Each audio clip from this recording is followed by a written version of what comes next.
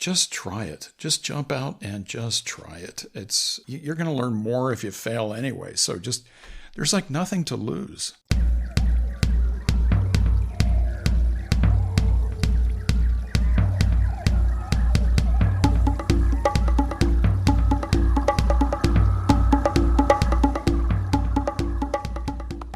And your boy is engaged. Yes, Dana and I are engaged. Thank you so much. This was a very different start than your typical podcast episode, but wanted to share the news yet again. Thank you so much, everyone, for the outpour of support and congratulations and mazel tov and everything else. We continue to be on cloud nine and just can't wait for what's next. So thanks again. And in future episodes, if you hear any reference to my girlfriend Dana, that should be my fiance Dana. So just imagine that I am saying fiance as you hear the word girlfriend. Anyway, welcome back to the Wild Business Growth Podcast. This is your place to hear from a new entrepreneur every single Wednesday morning who's turning wild ideas into wild growth. I'm your host, fiance Max Branstetter, founder and podcast producer at Max Podcasting. And you can email me at max@maxpodcasting.com to save time with your high-quality podcast. This is episode 160, and today's guest is Dan Harden. Dan, in addition to being the man, is the founder, CEO, and principal designer of Whipsaw. They are an incredible product design, industrial design, experience design company that has brought over 1,000 products to market, including products for companies such as Google, Nike, and Uber, just to name a few. Dan is one of the most creative people you will ever hear from, and in this interview, we talked everything from starting Whipsaw to how to design products, how to stay innovative, how to stay creative, and even some of the lessons that he learned from none other than Steve Jobs. We also talked everything from outer space to electronic noses. So buckle up, stay tuned. This thing is a monster of an interview and a masterpiece. It is much longer than the typical episode. So if you want to break it up into multiple listening sessions, I will not be offended. I promise you. If anything, you will be offended. No, I'm just kidding. Do what you got to do, but sit back, relax, and let Dan Harden take you to a completely different place. Enjoy the show. Alrighty, we are here with the Dan, the myth, the legend. Dan Harden, the man behind Whipsaw, who's designed over 1,000 products himself. Such an incredible honor to speak with you. Thanks so much for joining. How are you doing today? I'm doing great. Thank you, Max. I'm looking forward to this discussion. Me too. And I was trying to figure out the best way to start this because there's so many there's literally like thousands of avenues we can go. And literally one of the products that you've designed is the Google Trekker. So like literally trekking thousands of avenues. Yeah. But there is one product that I have an extra personal tie to. And no, it's not like a personal hygiene product or anything like that. I'm talking about Tile. Tile, for anyone who's not familiar, I had an entrepreneurial finance venture capital class in college. Shout out previous guest Jerry Hayes. And one of the things we had to do was to pitch as if we were a startup and raise money from the other people in the class. It was called the venture game. And just randomly assigned, I didn't pick it out or anything, but I was randomly assigned this new startup called Tile. I thought it was the coolest thing in the world, and it turned out that the pitch ended up doing extremely well because the whole idea was around, well, what if you could never lose anything again for the rest of your life? I know. Awesome, right? And I just thought that was so cool, and the more I learned about the design and everything, and I continue to be blown away by that product. And years later, I discovered that who else but Dan Harden had a huge part It continues to have a huge part in the design of tile. So that's a very, not short, long-winded way of kind of the personal tie to just one of the products that you have touched. But there's something about that tile product that is just so cool. Well, thank you. It's such this little minuscule product that it seems to bring a lot of value to people's lives. I mean, yeah, we all lose things, and I've always accepted, well, you're going to lose it, but you don't have to lose it. So we were intrigued by this technology, especially, and a lot of our projects start with just that, being inspired by one little element, so, a little thing that technology does that makes you say, ooh, I kind of have that problem, and would this help? And I'm interested in it. So as a designer, I mean, me and my team are always looking for these kinds of interesting opportunities. And the opportunity to us is kind of letting the magic of that technology manifest. We need to present it, give it an identity, give it a platform from which it can actually perform its magic trick, right? And it comes in the form of a product, usually, or a service, or an app, or a software program. But we especially like the material expression of technology. So we saw tile as being this cute little thing that was infinitely attachable to anything. And it was, unassuming, universal in its appeal, thin, kind of ambient and quiet, yet at the same time, you want it to be handleable and tactile and beautiful. And all of these things need to be packaged in this tiny, tiny little form factor. You would want your device your object that could potentially get lost to find itself and to represent itself to you. But we're not there yet, right? You'd want it to be just a problem that doesn't exist, but the problem does exist, and there is a way to solve it. And we saw that opportunity and partnered up with them to develop it. It's not one of those designs of ours where we had to, spend years developing it. Like you mentioned, Trekker or Tonal or some of the medical products we design. It requires just lots of investigation, examination, exploration, trial, error. You prototype, you fail, you build it again.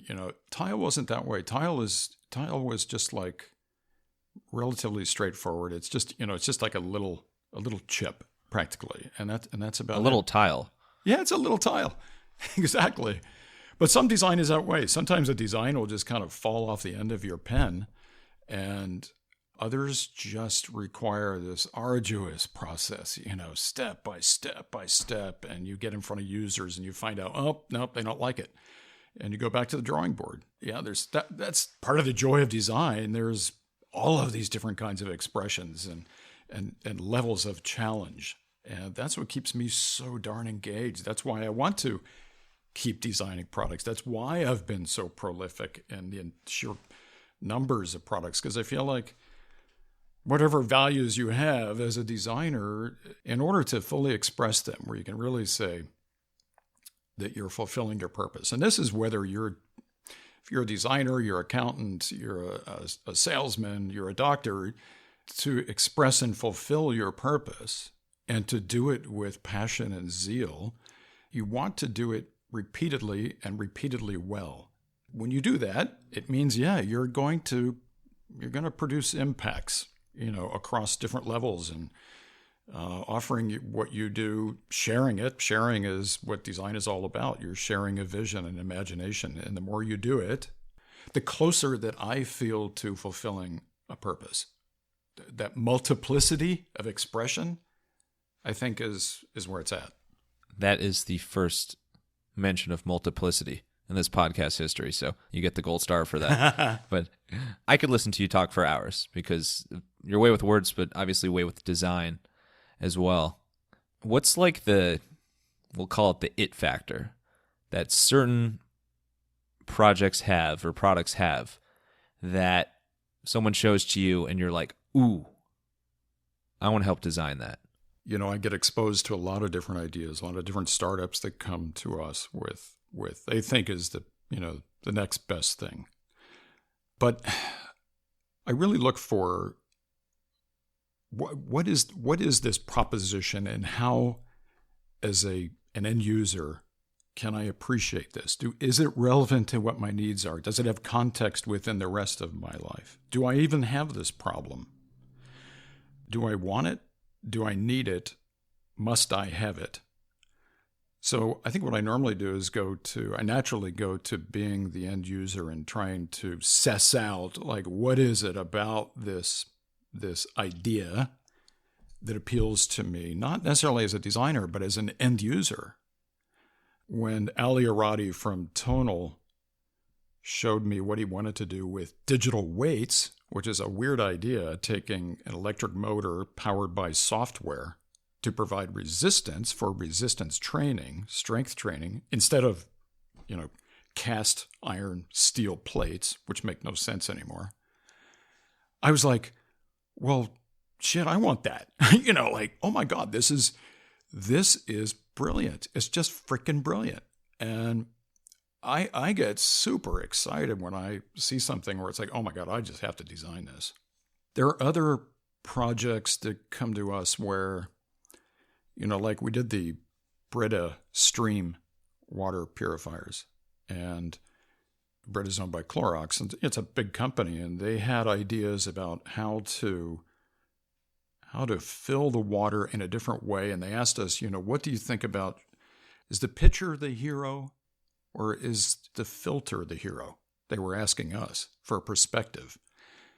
And they were talking to many different firms, and we came back and we said, neither one. The water is the hero. And like Lao Tzu from 1,000 years ago in China he always said that it's the space inside the vessel, not the vessel, that is performing the function. We love the idea of just celebrating the water. So by moving that filter up to the spout, which Brita had asked us to consider, we just wanted to give that full expression. So, every other detail or affordance needed to get out of the way of that water. And it allowed us to really innovate a whole product line that ultimately became, I think it's now their best-selling pitcher. Sometimes you need to find, when you're evaluating that potential opportunity that's presented to you, you need to find, like, what is the essence here? Is it something the world needs? There's a lot of crap out there, so we don't want to contribute to more crap. Obviously, we try to create things that are good. We are absolutists as designers. We are trying to seek goodness and create goodness and a different definition of prosperity, not just for the money, but to create something that is useful to me. It has utilitarian value. It has emotional value. I want to feel good about, we all do, about the things and the people that surround us. The experiences in our lives matter. And I consider design as an arm of experience. And design is, well, it's kind of, I suppose it's definitely one of the markers of our current definition of what I would say culture is today. I mean, the products that we surround ourselves with, whether it's your favorite car, what you put in your house, how you design your kitchen with which products, how you go about your fitness plan, whatever it is, we are surrounded by design. You can't avoid it. You're sitting in front of design right now. I'm sitting on design. I'm in design right now. So it's so incorporated, so infused, imbued, deeply imbued in everything that we do. So when I look at projects to consider bringing them into the office, I have to feel like we can ultimately make an impact in that composition of experience. And we want to make the impact as full and rich as possible. Yeah, I mean, and then of course you look for other things too, like, does this company believe in the product themselves? Are they capable of carrying it all the way across the end zone? In other words, taking it to market and really succeeding with it. Can they do it? They might have a great idea, but if they're idiots, it's not going to happen. So there are many factors. You have to kind of, as a consultant especially, you have to just kind of bring it all together, and then you use your hunch. I learned I don't know, a couple decades ago to really trust my gut. And that's something that takes, it's hard in business to trust your gut because it's not what they teach you at Wharton or Stanford. What do you mean trust your gut? No, you trust the data they tell you. And yeah, data is of course important and experience is hugely important, but your gut, man, it matters too. Just intuitively feeling something out. And I think being an artist, I was first an artist and then a designer. So to be an artist, you totally get that understanding. I will stand in front of a blank piece of canvas without a clue what I'm going to put down, other than a gut feeling about what I'm trying to project and express. And it might be in the form of rough composition, color, line, proportion, and that's it. That's the go point. And then wonderful things will happen. But you got to trust yourself. You got to trust. Speaking of trusting your gut, when did your gut first feel that, hey, I could start a whole design company one day? I was 19 years old, and I was working at a design firm called Richardson Smith in Columbus, Ohio. Shout out Ohio, by the way. Fantastic state. Ohio. We could go down a whole Ohio wormhole. Go on. And it was a really cool consulting firm, and they were doing just brilliant work. I loved the people. And at that point, I was still in college. It was an internship. So I just said to myself, one day I want my own design firm. And then I went off and, worked at a few other companies, internship positions. And then I went to Europe and worked for a consulting firm, and then back to New York City and worked for a consulting firm, and then ultimately out to California to work for Frog Design. I worked there for a decade in the 90s, basically from 89 to 99. But I never lost that dream of having my own firm. So after being at Frog for a decade, it was like, well, if I'm ever going to do it, it's now. And so I made the leap and never looked back. Literally, I remember coming home on June 3rd of 1999 and just saying, well, I'm going to do this. And my wife looked at me and said, okay, you're crazy, but go for it. I kind of felt like I had already accomplished a lot in the design field, and there wasn't anything else that I really needed from anyone, that I felt like I was missing a chunk. I had built enough of a knowledge base and a Rolodex, believe it or not. Somebody told me I had the Rolodex of the gods after working at Dreyfus and Frog Design.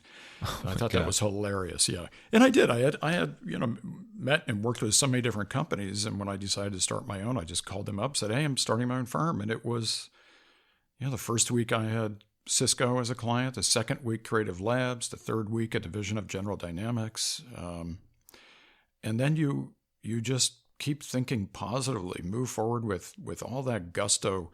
I felt I hadn't lost that dream, that little flash of a dream when I was 19. I just wanted to finally actualize on it. It just took me like 15 years to actually make the leap.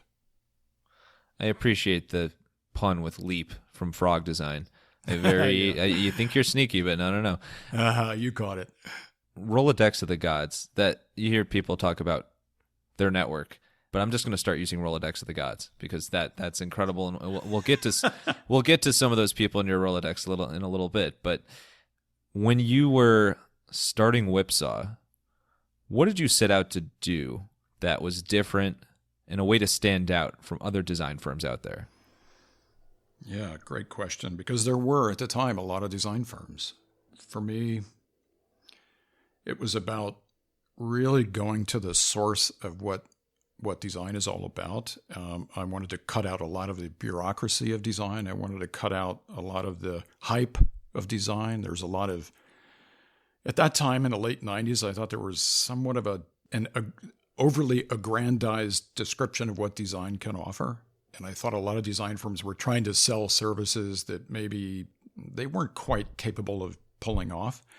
So I really felt like I wanted to be one of the best industrial design firms. I wanted to get back to like the heart of what design to me was about. That's what always interested me, this three-dimensional product design where people are interacting with materials and technology and functionality in a way where you had to think like an engineer and a marketing individual, a visionary CEO, all wrapped up into one. That's what good industrial designers often have to do. We have to work with all of these different disciplines because it's reliant on all these different disciplines. You can't just be a great industrial designer that loves marketing or aesthetics and disregard functionality and the needs of the engineers that are often brilliant that you work with.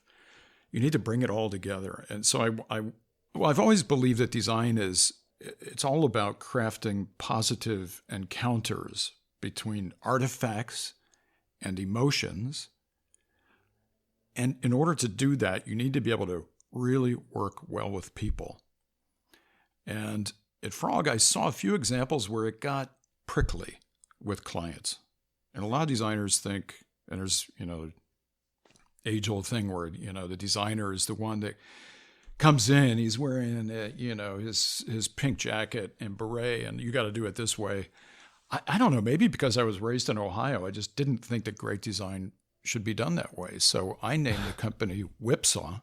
Whipsaw is a long two-man saw, and the only way to operate it is with two people in a reciprocal manner. And I kind of like that analogy for a service where you've got clients over here and they've got their problems and needs, and they need to develop a product and become successful in order to survive.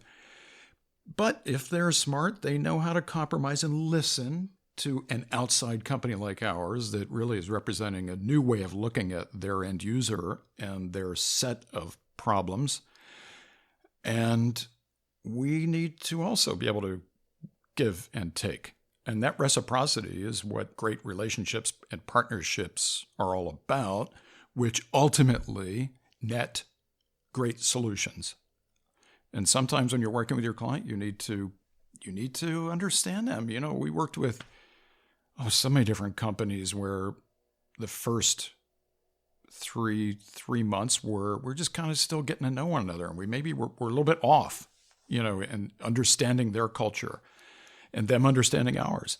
But eventually we try to get into this kind of laminar flow, if you will, where there's very little resistance and we just understand one another, and it's about a partnership. And then if that partnership is good, innovation just kind of flows. It's easy. Sometimes easy.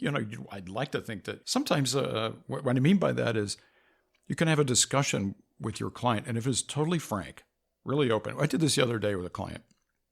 I thought they were way off on where they needed to go strategically with a product idea. And I'm thinking, well, you know what? They're not going to be pissed at me for telling them what I really think. And I pretty much shot the whole thing down and proposed something else that was very different.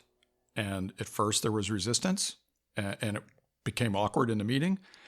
He called me back an hour later and said, you know what? You were right. I want to pursue this, and let's give it a chance because I trust you.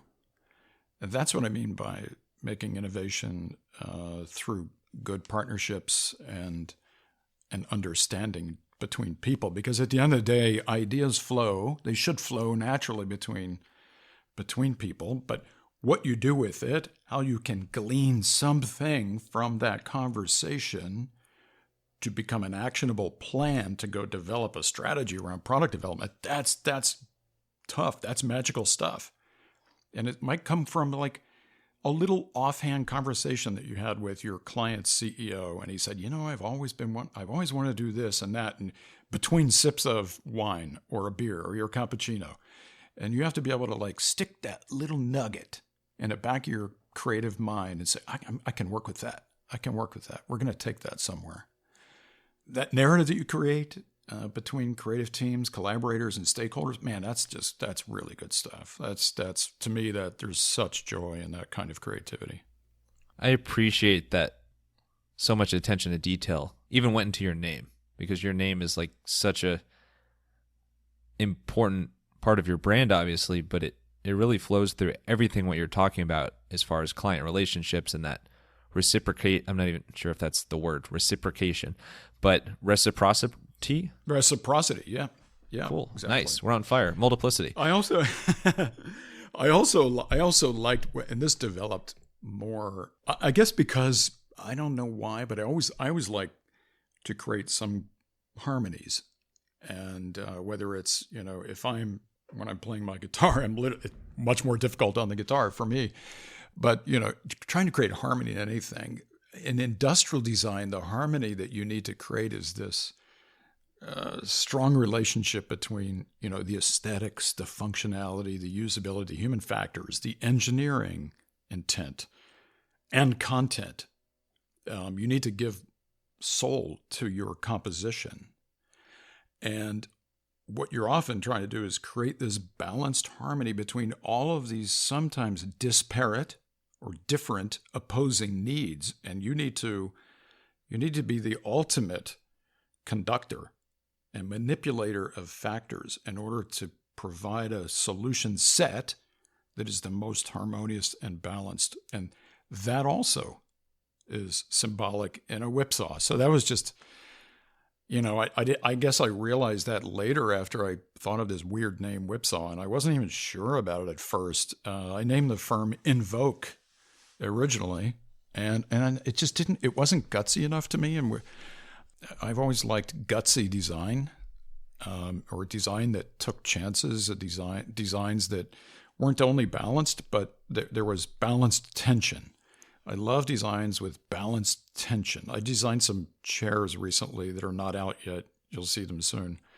And that's what I was going for. Balanced tension, where you look at every element, you say, that's exactly what that always wanted to be, functionally. And yet the aesthetics make me think about that functionality in a different way. And it's surprising me. That's the tension part, the tweaking, the tension. That's when every good story, every piece of literature has that tension. It's the wacko that comes in and disrupts everything. Disruption was such a big word 10 years ago, and I resonate with it because you need to disrupt as a business, especially as a consultant. You can't just toe the line. I mean, we are constantly being judged by our work, and we have to be disruptive. I mean, otherwise there's so much sameness in the world. The world is becomes so homogeneous and normalized. My God, we're talking about Ohio, fly into Dayton, Ohio, blindfolded, get off that plane. You're like, let's see, am I in Louisville? Am I in Des Moines? You have no idea. Unless you see like murals of the Wright brothers, and then you're like, wait a second. Okay, yeah. So, all right, Dayton. And the Wright brothers are my heroes. I love these guys. They're great. Sky's the limit. Yeah, total inspiration. Can you expand on balance tension? I just love that dichotomy there. Yeah, balance tension to me is, as a designer, what you're really trying to do is, in your client's words, we need you guys to make sense of everything, kind of bring it together into a solution where the most people possible are going to understand this thing that we're proposing that they purchase. They understand it immediately because it's intuitive. They want it to present itself because the product is often silent. You've got marketing campaigns and advertising around it, but the product itself at the point of consumption, it's usually a silent thing, unless it's like a robot that's roving around blabbing its mouth. But the client is almost always looking for this, the most appealing solution. And if you put all of those components together, sometimes it will be like a bad soup. And where you're like, well, I put everything in there, Mom, and I put the carrots and the celery and the chickens in there, but darn it, it just tastes like mush, it tastes like dishwater. As a designer, you need to make certain decisions where you sometimes will amplify one of the variables to a point where you can understand it through the caricaturization of that particular variable. In other words, I'm going to amplify the taste of the chicken broth in a way where that's the primary read and everything else is support. So yes, there's balance, because you have all the right components for success there that you've built into your product. But it's okay if it makes a statement. It's okay if one of the variables, whether it's an aesthetic feature, it might be like a little piece of stainless steel on the edge of a product. I mean, it doesn't really have any other function there except to be the hook that breaks the balance, the disruptive element that makes you remember it. It's like you might have seen a product somewhere and it's like, I just remembered. It's like when Mercedes-Benz figured out that Americans cared about the way that the door sounds when it closes. When everybody else just did, all the other brands, they didn't seem to care. They didn't get it. American companies still don't understand that. But they got it. And they were like, what it is it's an identity or a moniker. It's an expression of quality, which the inference is that if the door closes like that, the engine runs like that, the drivetrain is safe, the interior is beautifully made, et cetera, et cetera. So you need that little, you create the balance, but then you create the hook or that disruptive little thing that makes it unique. And you have to be able to, I think you have to be risky, and sometimes you have to be wild about what that hook is. You need to be able to say, you know what, I know it's not going to appeal to everyone. And this is one of the hardest things to do is to get your client that's going to drop the bucks into the tooling and the development of a product to say, you know what, consultant, we don't totally understand what you're saying, but we're going to trust you and we're going to go for it. And we're going to offend some of our clients or our customers. I remember when I was working on the Acer Aspire when I was at Frog Design, and Stan Shih, the CEO, came into the conference room and he looked at this design. It was weird, man. It was just this flowing, for its time especially, this flowing lines, and the vent pattern was as if you took a shotgun and blew it through the side of the product. It was totally random, and it had elements of like almost fabric, inference of fabrics and soft sculpture and art. And Stan Shih looked at me. He turned red. He was just like, I don't even understand what I'm looking at. He didn't have this sort of baseline understanding of how far a design can go. He just looked at me and said, is this going to work on the market? Because we're down below number 10 in ranking. And I said, I think it will. What do you got to lose, Stan? No, there was a lot of thought, of course, that we put into it. We're like, well, a PC at the time was not very personal. So we wanted to make it personal. We made it dark green, and we were looking at pillows and couches and drapes and things that were more random and more nature inspired in your home, because the home had so much development, thousands of years of development and understanding about what made you feel comfortable. But computing was not comfortable in the 90s. So we wanted to make it personal and comfortable. So we had a backing. We weren't just randomly creating cool stuff. And so he said, okay. He turned around. He told his engineers, go make this. You got 6 months to put it on the market. Came on the market, and they went from number 10 to number 3 in the market. They still carry the Aspire name because of it. It became a legacy product. But point being, I think you need to create these disruptive moments that make people kind of stand up and take notice. And ultimately, think about people that you know and love in your life. It's character that you remember. The individuals that have really impacted you and inspired you, it came from their character. And design, in my opinion, has to have character. It has to sometimes even reach out and grab you around the neck and say, look at me, use me, I'm important. Other designs want to be not only quiet, but invisible, almost ambient. Something that is supportive, like a medical product. My God, you literally don't want that thing jumping out and grabbing your neck. No, you want it to, it's all about being smart, and it's in the way that it is used. Make it safe, make it functional, and just safety, safety, safety. Give life, support life, enable life. That's also design. That's what I love about design. It's everything. It's changing constantly, and there's many definitions of what design is. It's polymorphic, truly. That's what just inspires me every day. I mean, anybody that does what I do cannot really, if they're paying attention, if they're awake, you literally should never wake up and say, well, I don't know. I'm not happy with what I'm doing anymore. I can't, it's so boring. Are you kidding me? There is so much to give. If you're a creative person, you owe it to yourself and the world and all future generations to just push the bar and the subject matter as far as you can. Take that state of the art and push it. Darn it. Not enough people do it, but it is possible. Even if we're doing something as simple as tile, that little tiny thing. It's like we had to find out what is the right package. How do we present it? Because what's given to you is ethereal. It's just a piece of technology, and there's a description of it on your computer that you might receive in an email. We're trying to do it's ethereal. It's nothing yet. It's nothing. It's ether. And you as a designer, your job is to find the essence and to give it that platform or that voice, like I was talking about before, and let it thrive. Let that magic, the internal essence of something. It could be purely inspired by an experience, but to give it that platform and really let it thrive. Let it have a life and a soul, like I said before. When you think about Whipsaw holistically, what would you say is your business's kind of hook of itself, or your business's character that has helped you have so much success over the past couple decades? Oh, that's such a good question. Thank you. I think, yeah. You're gonna make me cry with the compliments on the question, so you got to stop.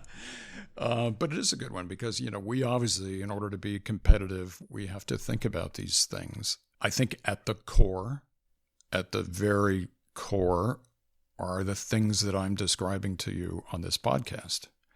It's having the depth of care and character to actually take on these kinds of projects, some of which appear to be, when we start them, intractable, crazy, ridiculously hard projects. We're, for example, been asked to reimagine surgical processes.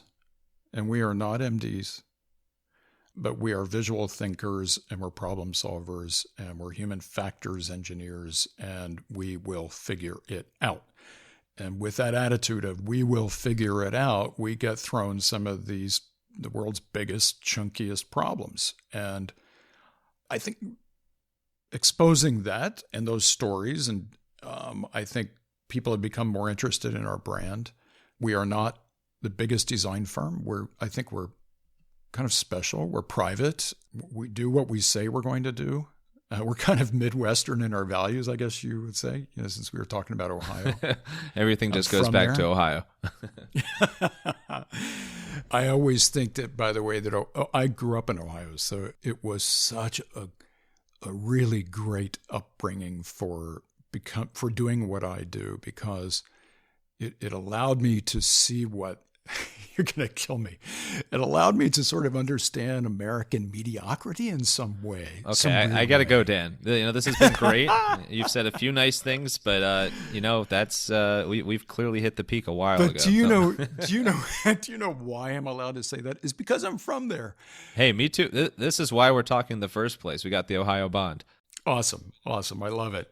And I say that in jest, of course.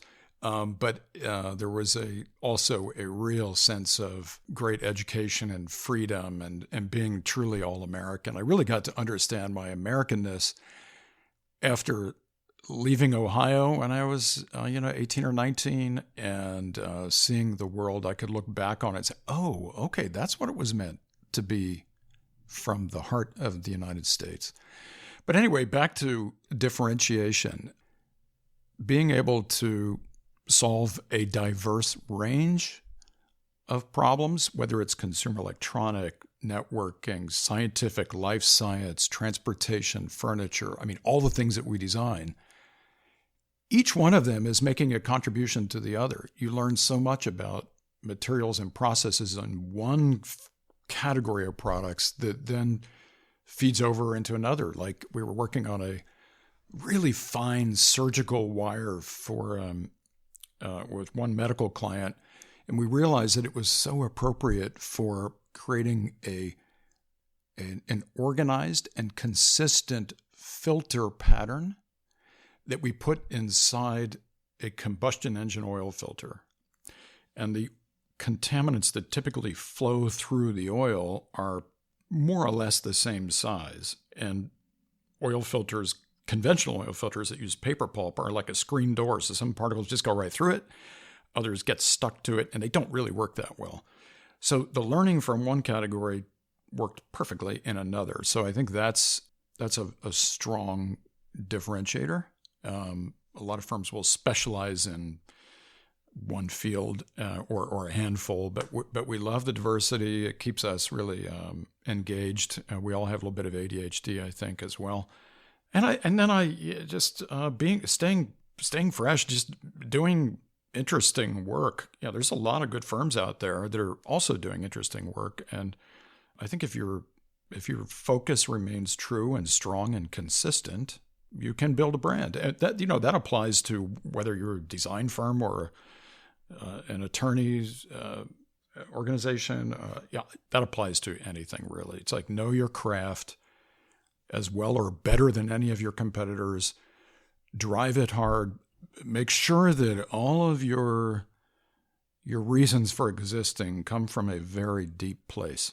Like, you got to believe it yourself. Don't just say, how can I make some money and how can I build a business because I read in a book that I can succeed this way. No. Find in your heart first, what is it? What is it that drives you? I remember seeing people being so influenced by the things that they were picking up and using when I was a teenager. I would watch people. I like, look at how they're engaging with this thing. Oh my God. And then me, myself, I was starting to respond to the world around me. I was looking at things in my household, like the toaster, lawnmowers. Oh my God, if I get my hand on a lawnmower, I'd take it apart. I don't know how many of those I took apart. I was fascinated. I was absolutely fascinated by how a combustion engine worked. I couldn't believe it. Your lawn probably had the tallest grass of all time. Yeah, it did. Oh yeah, all the lawnmowers in my household, they were taken apart. They weren't effective anymore. No, but they were covered in wheel tracks because I would take those lawnmower engines and turn them into go-karts. And just drive all around the neighborhood. Yeah, my neighborhood. At one point, I had about 6 of them. It was loud and it was treacherous. So it sounds like a ton of fun, though. I'm sure the neighbors were maybe not the happiest, but it's taken me back. I feel like I'm 6 again. Yeah. Designers are at the heart of what we do. We are tinkers and makers and creators. So, you have to do a lot of experimenting. Working with your hands is, to me, it's, I'm in my very cathartic state when I'm working with my hands, whether it's crafting a design in foam or sketching or painting. I just like making things, and the hands are very much an extension of my thoughts. So it's kind of a strange feeling, but it's very real. You might love working with your hands. You also might love working with your voice. See what I did there? That I even said it with my voice. If you are someone who's interested in creating a podcast for your business, for your brand, it could be even your personal brand, but you know that it might just take some time, lots and lots of time, and effort to put that thing together, get it out the door, and stay consistent with it. And you realize that's not in your best interest. I have your back. I have your hands, maybe your voice. I am here for you. Email me at max@maxpodcasting.com to save time with your high-quality podcast and bring that thing to life. Email me at max@maxpodcasting.com. Now, let's dive into the lessons learned and stories that Dan has from working with the Steve Jobs. So let's differentiate a bit into more about you on the inspiration side, on the creativity side, as a person. And we kind of alluded to it earlier, but people is kind of a big area I like to dive into here. And at Frog Design, or Frog, I love the name Frog. It's very short and talk about good names. But at Frog, there were some truly incredible people that you got to design products for. Notably, a guy named Steve Jobs, Larry Ellison, many, many other kind of big players. What's a story you can share about Steve Jobs? When I worked with him, he wasn't quite the mythical character that he became, right? But I always knew that he was well on his way. I mean, he had already taken Apple public. He had a reputation of being very tough. So when I first got to Frog and I was assigned to the Next Computer account, it was one of the accounts I looked after, and others were like Logitech and Sun Microsystems and AT&T. But I was like, oh, okay. I had read about him, and I had actually met him at a design conference when I was interning at Hewlett-Packard. But yeah, I got butterflies in my stomach. I was like, oh man, I know he's tough. But yeah, bring it on. I knew what I was doing even at that age. And I was like, yep, he's a better technologist than I am and an amazing leader, et cetera, et cetera. But I know design. So I went in confidently.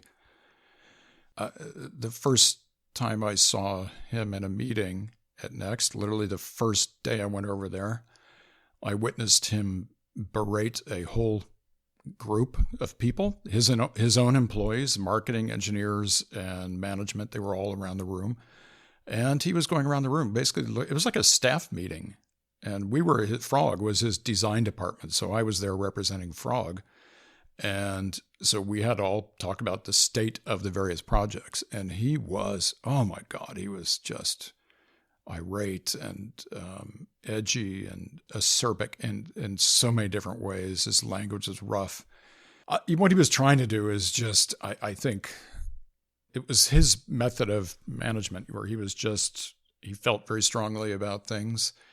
He wanted them done, and that was his style. Some people were dealing with it in the room, and others, I could tell they were pretty upset by it.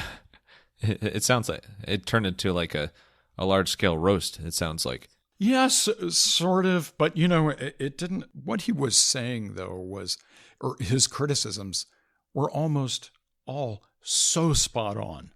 Even as an outsider, I could see it's like, oh, man, yeah, that was a dumb remark. But he would just say it. So he was always after honesty. And he would always cut right to the issue. And I loved his brilliance for that. Even when we shared designs with him, there was no fluff. There were no niceties even. It was just, hey, what have you got for me today? We would show it. He'd like, yep, okay. I see you've got a problem in this area. I need more work on that. I'll see you next Friday. And every Friday at 3 o'clock, I would meet him. It took a while for him he put you through tests. He would partly make you feel uncomfortable to see what you're made of. And if you capitulated, he would relieve you. Like you were no longer in his universe, right? Like you weren't of the intellect or the caliber that he felt is acceptable. And then I watched many people, I saw that happen to them, and it took them forever to regain his trust. And I thought my moment was coming at any day. And he looked at me one day and said, "Who designed this AT&T answering machine?" It was something that I just finished at Frog. And I thought, here it comes. This is my turn. And I looked at him and I said, "I did." And I waited and waited. And there was a long pause, long, awkward pause. And he just looked at me and he said, "It's great." And from that moment on, I was okay with him. So when I made a recommendation on a design, he's like, "Yeah, great. Okay, keep going." So, I mean, those were just a couple stories that meant a lot to me, that certainly influenced me. And at the end of the day, I'm one of the people that actually liked him. It's as a person, he presented himself in a rather cold manner, so it was hard to get to kind of know him. And I can't claim that I got to know him. I mean, I would talk to him about some things that were not work related. He called me when my first son was born. I thought that was pretty amazing. Wow. So, he had a personal side. He was just busy. He had to get on with it. He had to get on with changing the world and the universe. I can't imagine he was that busy. I mean, what was he really working on, right? No,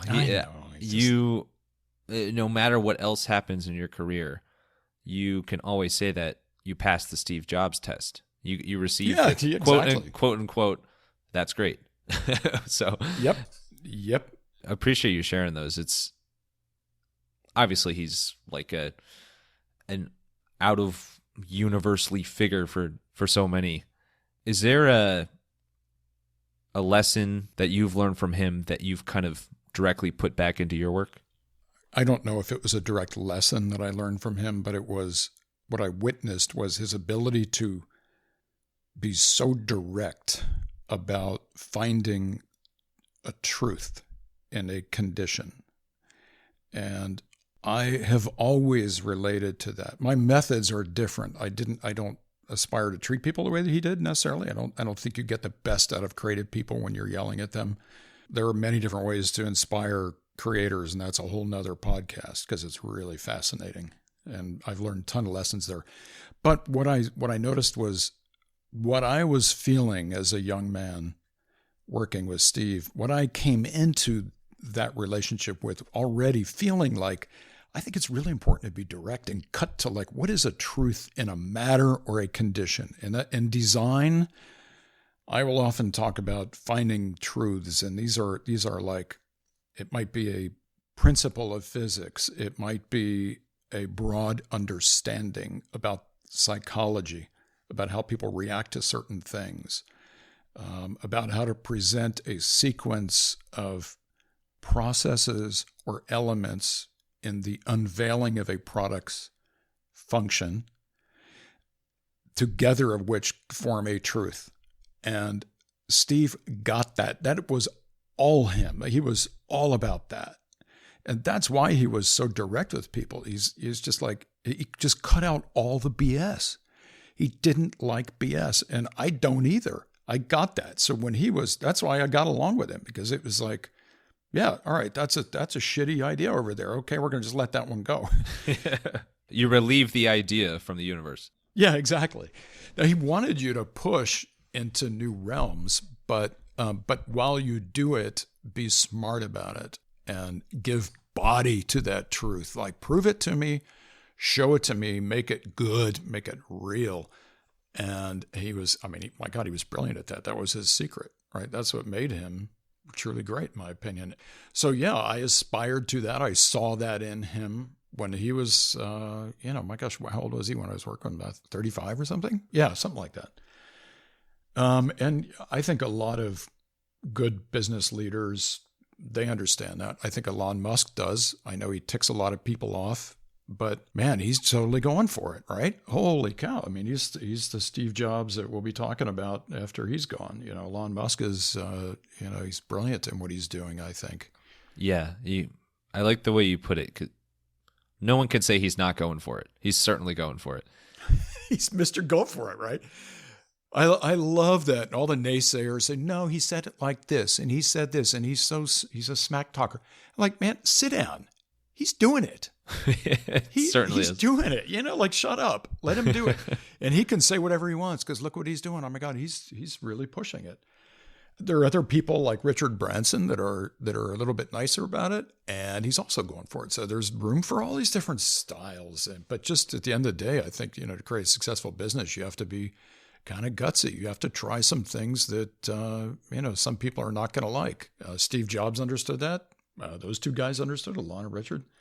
My God, we talked about the Wright brothers. They're like, no, we think we can make this happen. Everybody was saying, no, you can't. No, you didn't. Even after they flew that Wright flyer for a year, people still said, no, you didn't. That's what cracks me up. I didn't realize that. Literally, people did not believe that they were actually flying a heavier than air craft until they saw it. It's really surreal to talk about the Wright brothers and kind of breaking that barrier of flight when we're talking about some of the other individuals right now in the same conversation that are like talking about breaking that barrier of space travel. Yeah. Isn't that amazing? On that creative note, or kind of breaking boundaries note, when you break the boundary of work, if you're ever able to unplug in sort of some sense, what sort of hobbies do you like to do that help recharge your batteries?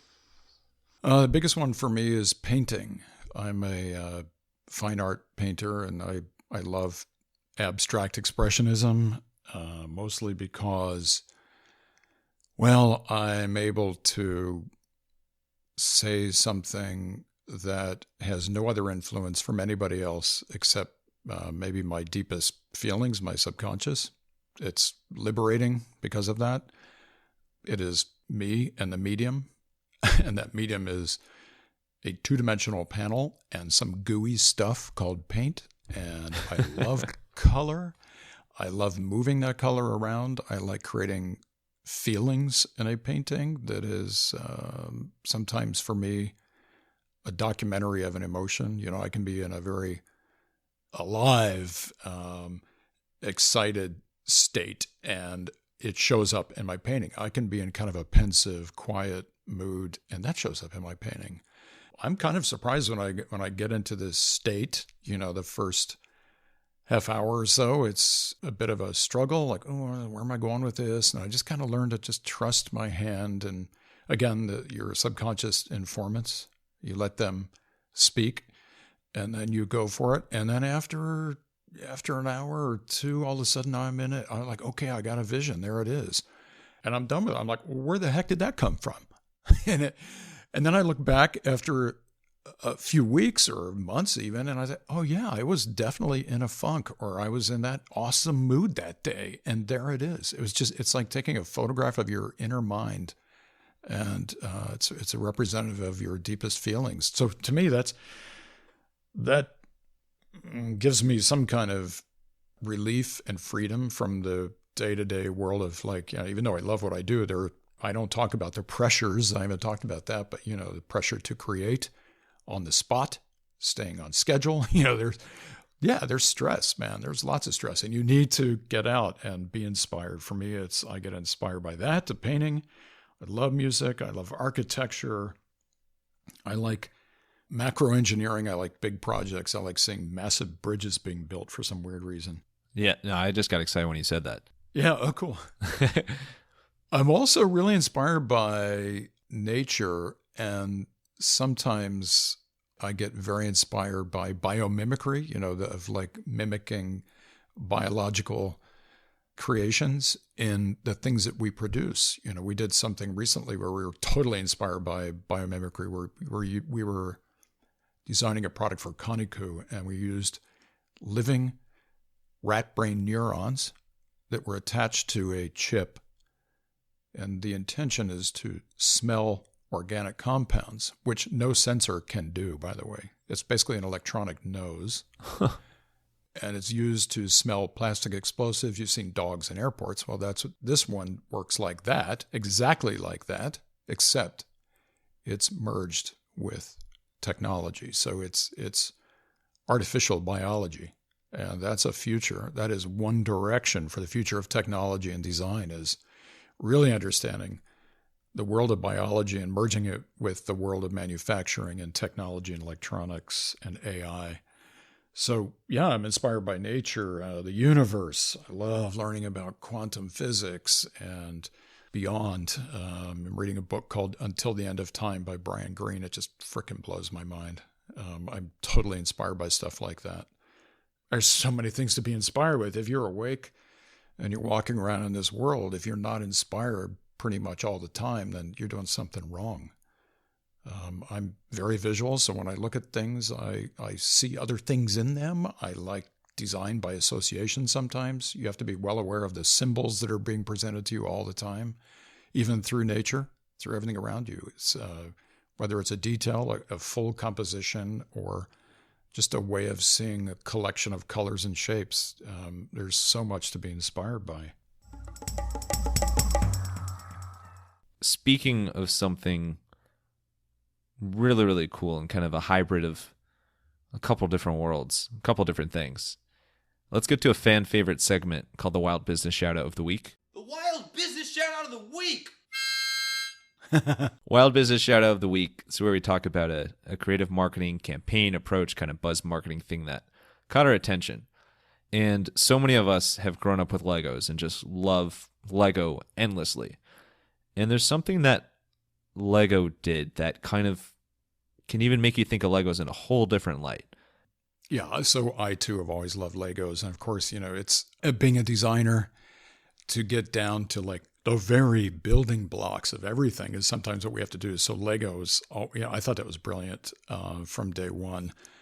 But, Lego, if you look at it, what it is, these collection of different shapes and colors and parts and the way that they lock together to build these objects, they haven't really stretched too far beyond that other than making another Lego that looks like this building or that car or this airplane. What they saw recently was a move toward being, I think, generally a societal move to these more woke moments that we're in by going into other realms of business. So they took the idea that these tactile little blocks could be turned into Braille on the top of them. They called them Braille bricks. And it's nothing more than the Lego bricks, but on the top there is Braille. So children that are blind can now assemble Lego in the way that other kids do, but they're able to construct sentences, paragraphs, different symbols just by aligning and shaping these Lego Braille bricks. And I thought it was just such a good medium for that application because all Legos are very tactile already, and Braille is all about tactility. It's a deeply psychological and fun and satisfying act to work with Legos, to create with Legos, especially when you're doing free-form Lego building, and to give blind kids the opportunity to feel that as well, I think was a real gift. I love it when corporations gift ideas. It's more than just producing products to make more money. It's a different expression of prosperity. It's giving people hope. It's when a company gives people a chance to find out something about themselves when they consume the product. That's just a beautiful thing. I think more companies, more designers need to be thinking like that. It's such a beautiful gift. And with Legos, if you've ever played with Legos, you know that the texture and feeling it with your hands is such an important part of it. Like that goes to the memories. Of course, there's often jokes about how much it hurts when there's a loose Lego on the ground and you accidentally step on it, which is tactile as well. But what they did here with the Braille bricks is so cool because it is a gift, and it's taking that texture, that tactile aspect, something that's been right in front of everybody's faces this entire time, and putting a new spin on it and doing something in a way that is just an incredibly positive and helpful and fun thing for so many. Yeah. I dig that example, and I'm curious on your end, whether it's Lego or any company out there, what do you think helps to identify opportunities to create gifts like this based on a product that you might already have, but maybe just needs a little tweak like that? It's a remarkably old-fashioned way of thinking about it, but keep your mind open, listen to everybody on your staff. I mean, even let new people come up with ideas. I believe in, these proverbial skunk works within corporations. I think every corporation should have a creative group that's responsible for doing these humanitarian efforts, for creating design that is really out of the box. I think it's important to be so open that you keep your R&D team constantly stoked. There's not nearly enough money that goes into R&D in these corporations. Most American corporations, if they're in the below 10% of their revenue returning back into R&D, I think it's just a shame. Because innovation is all about change, and change comes from thinking out of the box and being very sometimes risky and different and experimenting, and that comes out of R&D. Putting wind in the sails of engineering groups and marketing groups, letting strange ideas take hold, or at least vet them. At least let these strangest, weirdest ideas take hold. We once did an event at Whipsaw called Weird Shit, and we invited some of our stranger clients that had startup ideas that were just weird. that electronic nose was one of them, and we gave them a platform just to talk about it. The human experience, like I was saying about the disruptive hook elements in design, life is a lot like that too. That's why we seek out like, oh my God, I had the best wine, I had the best vacation, I had the best plane ride. Whatever it is, we look for these extreme anomalies that help to define our existence. And I think corporations need to understand that in order to get there where you're providing that kind of rich experience, you have to take chances. You have to support the crazies in your company. You have to reach out to crazy, interesting design firms and interesting advertising agencies and creative marketing agencies. The good ones already get that. I mean, the great companies in the world, that's why they're great. That's why they've succeeded. I mean, we're talking about Steve Jobs. Look what he did with the thinking about Apple. Apple was kind of going down the drain before he came back. They were so lacking in vision. He came in and he cut the sheer number of products. The SKU count went from, I think it was like 40 down to like 6. And he just got to the essence of what that anomaly experience should be, and to create something that was really radically different. I mean, the idea of just like having, he's like, I want to put an infinite number of songs in your pocket. People are like, what the hell are you talking about? Yeah, there's no chance that would happen. Yeah, right. Meanwhile, 10,000 songs later, and I know that there are other companies like Creative Labs, that idea was out there, but he was the one that so fully embraced it, the way he embraced the object orientation on a screen and moving it around with a mouse that he got from Xerox. But he was the one who saw it, had the vision, like, okay, we can do this. But I think more corporations need to think that way. That's what can create the change and the innovation that you're talking about. Well, speaking of the electronic nose and skunkworks and weird shit, let's get to the unusual, which is always interesting and unusual to dive into. So here it's pet peeves, quirks, and weird talents. Let's stay on weird. Let's start with weird talents. I won't let you say the wide range of painting you do. You can't say painting.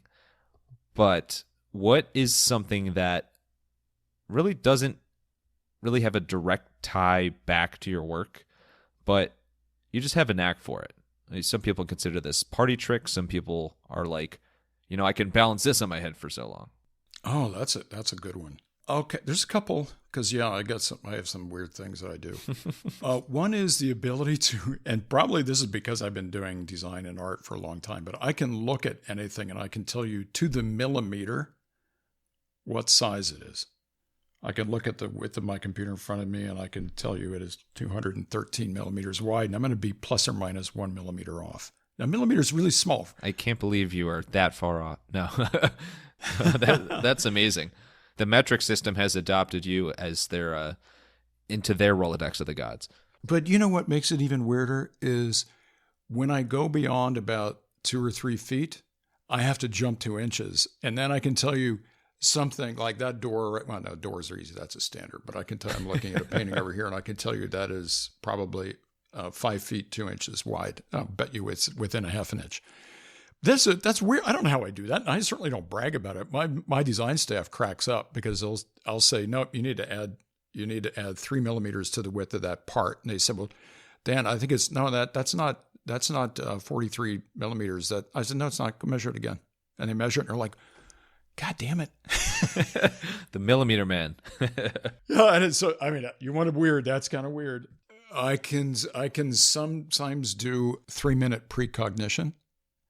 That's a pretty weird one. What does that mean? It's a scary thing. Precognition is when you can see that something is about to happen. Like I know often, not all the time, but sometimes I'll have this very prescient sense this is about to happen. It could be the strangest, most ridiculous thing, and then bam, within 3 minutes it does happen. That's weird. This is why your answers are so good, because you know the next question I'm going to ask exactly 3 minutes before. No. Yeah, right. That's a superhero talent. Well, no, that's a strange one, and it's a scary one. But it did save my life once. I knew there was going to be an accident on 101. I slowed down, and about 2 minutes later, a huge accident happened in front of me. So, oh my God, that's a weird talent. It's not a talent. It's just some weird thing I wish I didn't have, actually. So How about, this that fits this as well, but quirks. What's something a little quirky about your personality that maybe your family, friends, team, somebody calls you out for, but it's who you are. No reason to change it. I'm really picky. I'm picky about everything.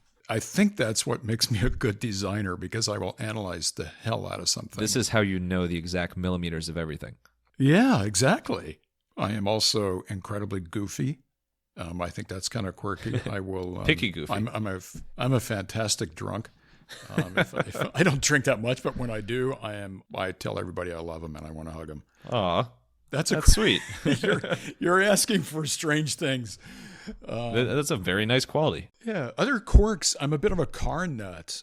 No surprise, I guess. I'm a designer, but I love 1960s and early 70s Italian sports cars. Quirky category, but oh my God, they're beautiful and they sound amazing. I love the way they smell. I like to touch them. I was good. Does this go back to well, not at the same time, but go back to the drinking and want to tell them you love them and hug them? And it applies to cars as well. Pretty much. These are quirks to who I am. Yeah. Also, anything related to creativity. If I have to make something on the fly, draw something on the fly, no matter what it is, where I am, I would be able to just bang something out really quick. Just boom, just like that. Just I don't know where it comes from. Just do it. That is a fantastic habit to have, especially in your line of work. Yes. Oh, I do it in meetings all the time. The very first meeting, I'll start sketching. I think that design as a profession is sometimes a performance art. And what I mean by that is it's not only appreciated, but it's loved by clients when you can listen to what their problems are. And they may have been analyzing it for the last year or 10. And they sit down with you as a designer. This with a lot of designers, we can think this way. It kind of goes in your little machine of your brain, and you cooking on it, thinking about it, and then you start drawing. And whether it's the right answer or not doesn't matter. The fact that you are externalizing what you're seeing in your mind as you are processing what their problem is, that's a beautiful, unusual thing to a client. They're like, "Oh my God, what do you mean? You just drew a solution right there that we've been struggling with for the last 6 months or year or 10?" That's the beautiful gift that some designers have, and it's totally precious. And if you have it, it's up to you to actually practice it. And some designers, after they're in their profession for a little while, they think, "Oh, that's not cool to do."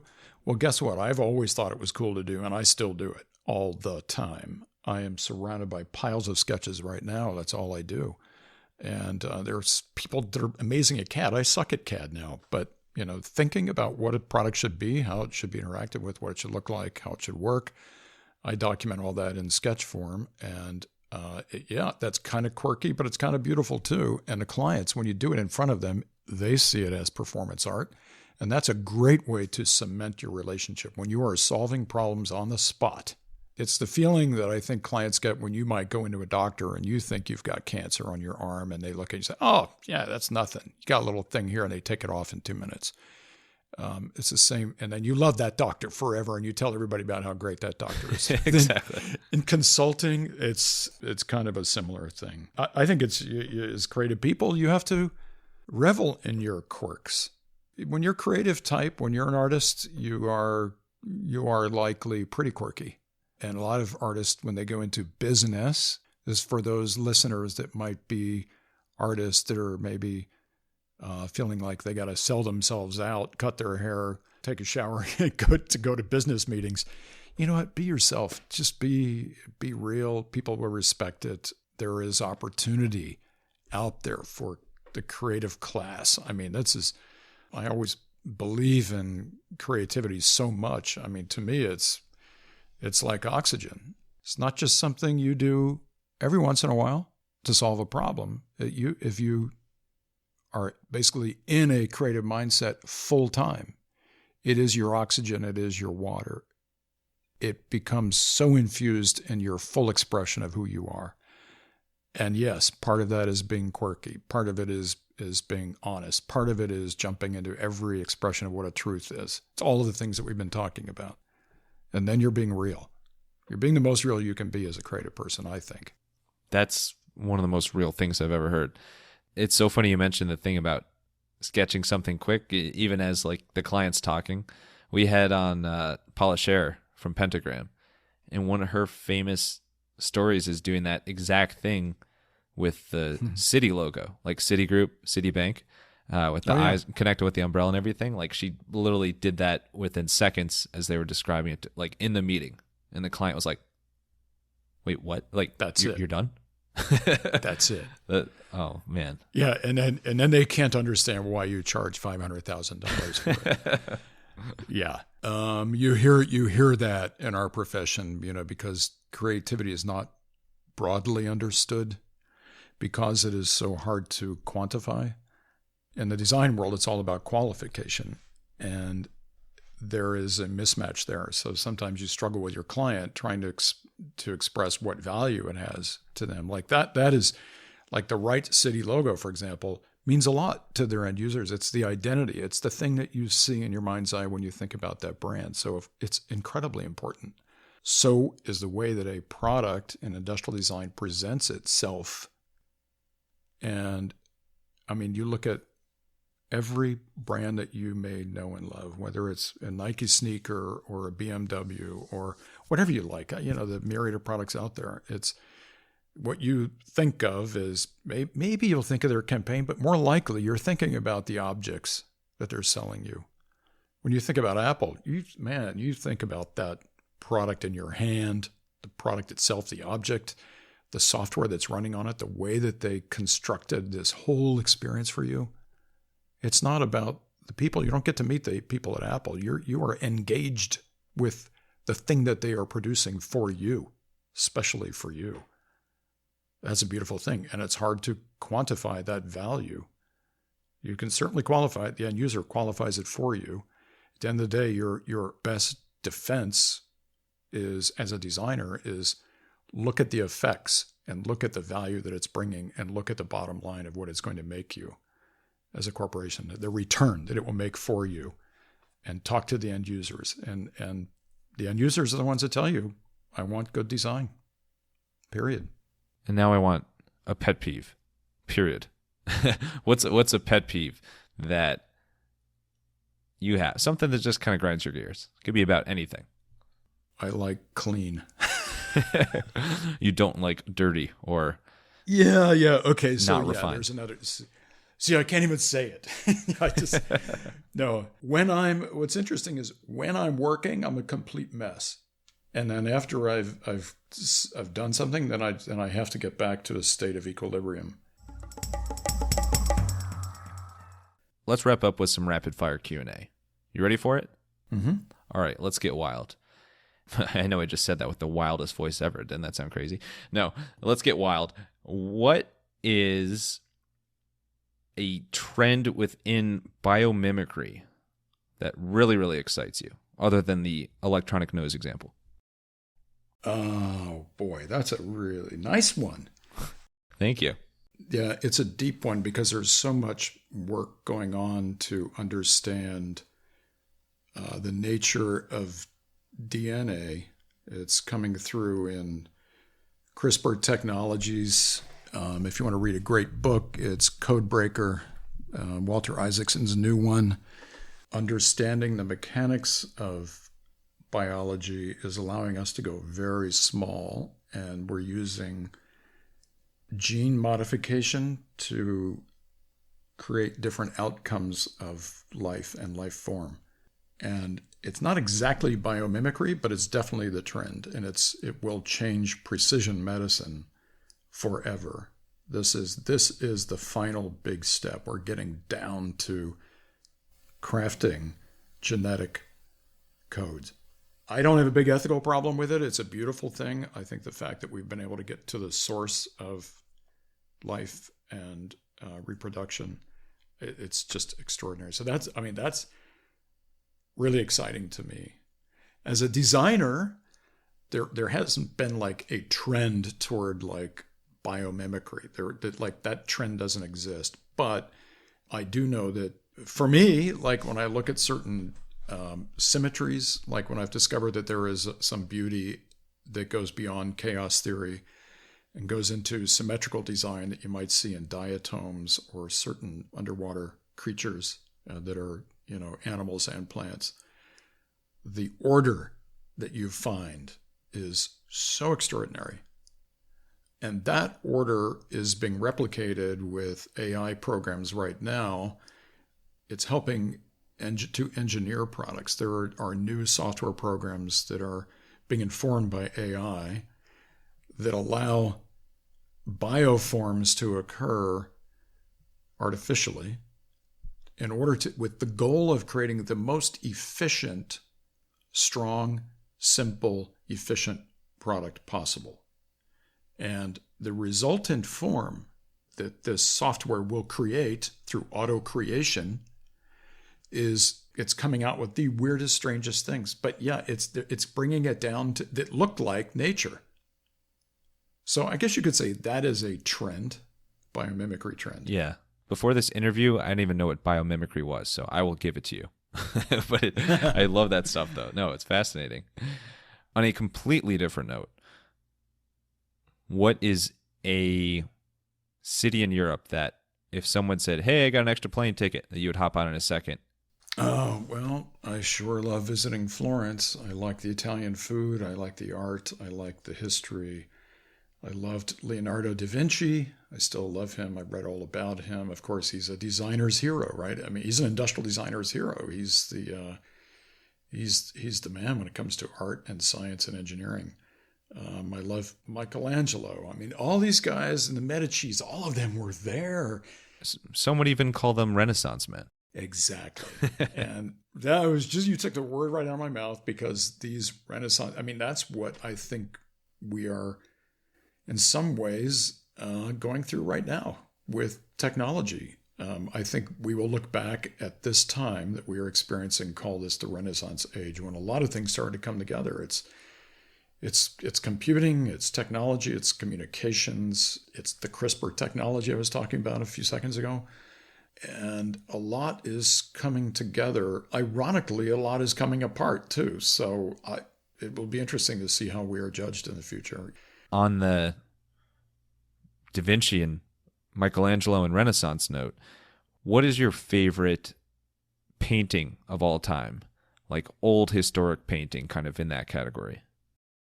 I would say Botticelli's Venus, probably, because it was the true expression of beauty. I'm not such a big fan of Mona Lisa. Most people would say Mona Lisa. You heard it here first. Mona Lisa, overrated. Yeah, overrated. But, I don't really look at historical paintings that much. I get too frustrated when looking at all that religiosity. Art got very, very interesting to me in 1850 when Monet, Pissarro, Manet, they started to create works of art that were not directly representative.